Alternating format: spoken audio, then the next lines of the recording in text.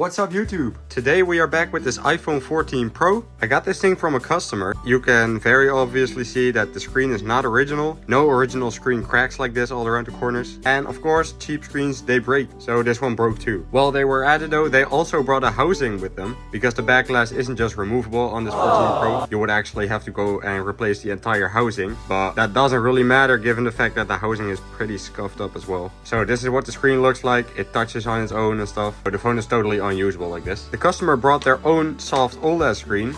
And mind you, a OLED is pretty much the original type of panel that goes onto an iPhone nowadays. Well, this is an LCD, which is just not supposed to be on there. So this is going to be a huge improvement over the old screen.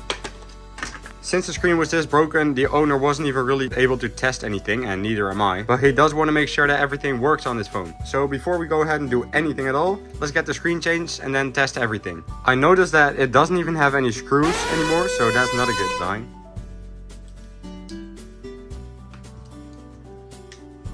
You can see how easy the screen snapped off right there. We can just pull it open, so the adhesive seal has not been replaced. You can definitely tell because this side of the screen is really dirty and this is like dusty as hell. Also, they did not remove the plastic sticker on the back of the screen. I noticed that nobody does this, but if you look closely when we remove this is some graphite plate. It's supposed to transfer the heat from the inside of the phone to the outside of the screen. So why wouldn't you remove it? It's not this much effort to just pull this off. Now is it? Look, better cooling. First things first, let's get the battery unplugged.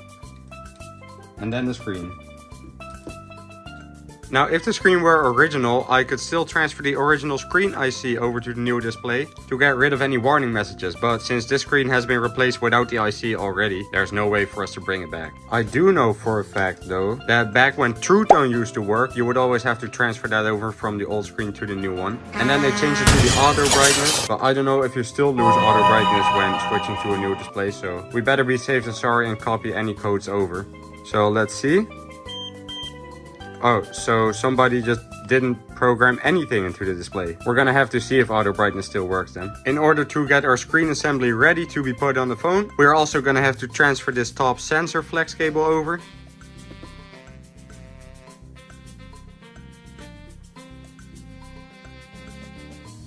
With our new front screen prepared, I'm gonna just test everything on the phone real quick.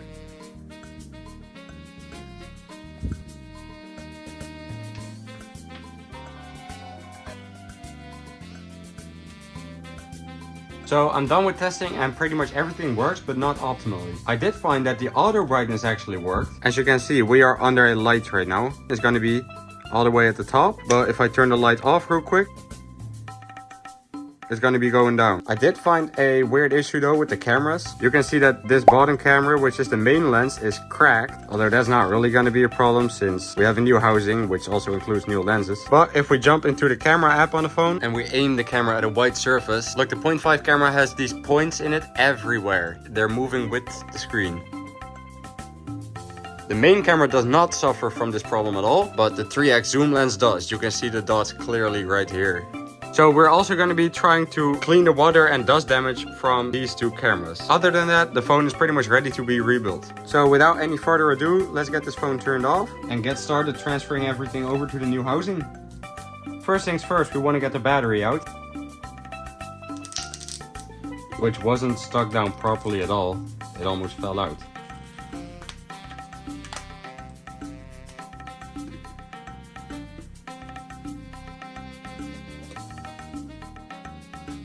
These are the cameras. Always be careful with these and never touch them with your bare hands because you will damage the paint around the lenses and you'll be able to see it forever. Now, dust or water damage like we just saw in this camera. Clearly there hasn't been any contact with water on this one. You can even check the shield out. It doesn't have a single drop of it on it, but what it does have is a shitload of dust. So that dust definitely got into the back of the camera. When it gets in between the sensor and the plastic lens, you're gonna have spots in your camera. And all you can do is break the lens off and then clean it from within and place a new lens, or clean it and flush all the dust away from the lens. And that's what we're gonna do today with this camera. Now, how did so much dust get into the lens, causing the camera this significant damage? Because the phone was not repaired properly. First, they put on a super low quality thick screen, so dust gets everywhere, also causing the camera to be damaged, and soon the speakers would have been damaged too. You can see how dirty and nasty they are. If you don't repair it properly and seal it up properly, you're always going to damage other parts, and it's either going to be costing a lot of money or a lot of work to fix all the damage that the previous repair caused. So please do not get your phone repaired by somebody that doesn't know what they're doing, like what happened to this one. It's not worth it. This is how we're going to be going about cleaning the cameras. So I got this ultrasonic cleaner. This cleaner along with this liquid to clean the cameras cost me an arm and a leg, but whatever. So here's the plan. We take this thing out. We fill this box all the way up with special liquid. Let me just get all this shit out the way first. Then we're going to be taking this camera and being really careful not to touch the bottom as this thing is vibrating, because that will destroy the optical image stabilization of it and the camera will start shaking uncontrollably. So we can't touch the bottom, and I don't want to submerge this lens because this one is still fine. I only want to do the top one and the side one. We want to keep there in it for no more and no less than like 4 seconds. If you keep it in too long, I've seen the lens like disintegrate or something, and too short and you won't fix the problem. So this is a super precise thing. You really got to know how to handle it. It's cost me a lot of cameras to finally get to know how to operate these, right? So let's check it out. I want to start with the top lens first, and then I'll do the side one. 3, 2, 1, go.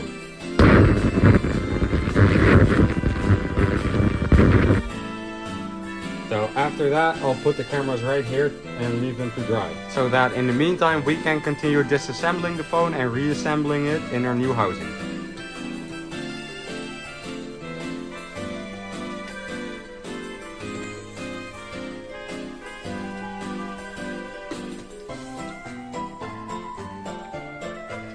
And the motherboard is free. Let's see what we gotta transfer over still. Everything we need is already in our new housing. But beware, we cannot just swap the parts over to this housing. Or, I mean, we could, but we would lose our ability to use the LiDAR sensor, and our Taptic engine will not be able to play any custom patterns, if I remember correctly, because these parts are serialized. I don't know if the Taptic engine thing is still relevant, but I know for sure that the LiDAR won't work if we don't transfer it over. So I'm gonna start off doing that.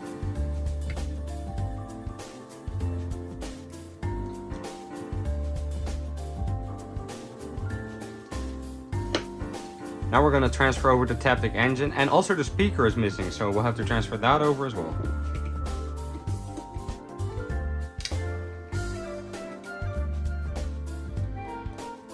Before I'm going to put any cameras in here or risk getting stuff dirty again, I'll put this shield over it real quick and clean the frame up before any dust will get into the camera lenses or the Face ID sensor, because look, the adhesive is still left all around the frame of this. This is really a pulled housing. Maybe I could even pick it up with this device. No, not gonna be it. I'll have to scrape it off then.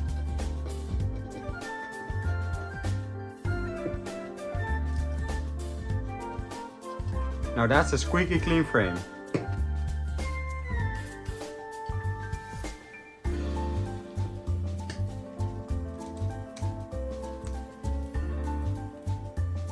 I am curious to see how our cameras are doing.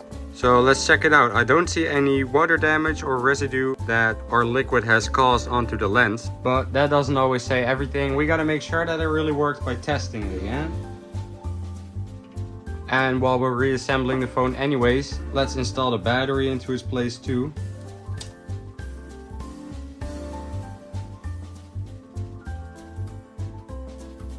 I can't wait to test the camera.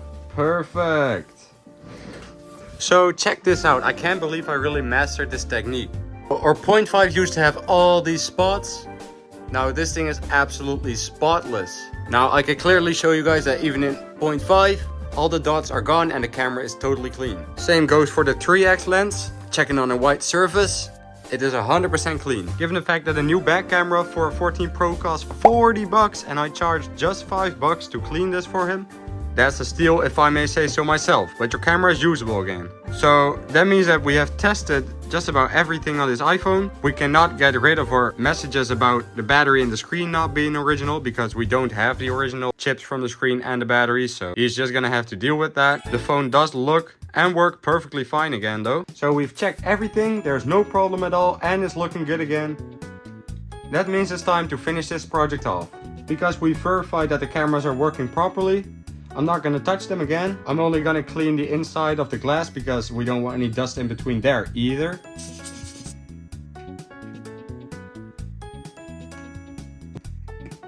This time around I will seal up the phone properly with an Apple original adhesive seal, so that we won't get the same problem with dust getting into the phone and in between the camera lens, causing hella black dots and artifacts on it.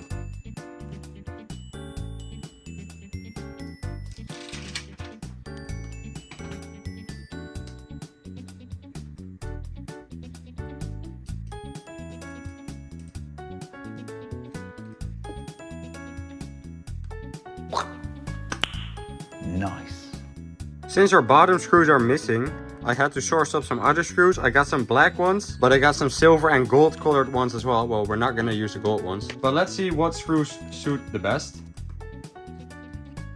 This is what black looks like. Pretty good if you ask me. And this is what the silver screws look like. Which ones are better? Personally, I think black looks better than silver, so I'll just leave it like this. Now we'll bond the screen and the frame together by heating up the seal. Now with this phone being cooked, we want to put it in this fixture. And then clamp it down to create a watertight seal. Now we wait another 5 minutes. So this thing has been baking in here for a while, which should have been long enough to bond the adhesive together with the screen. So that was the iPhone 14 Pro restoration. From this to this, now what do you say? Thanks a lot for watching, and I'll check you guys out in the next video. Peace out.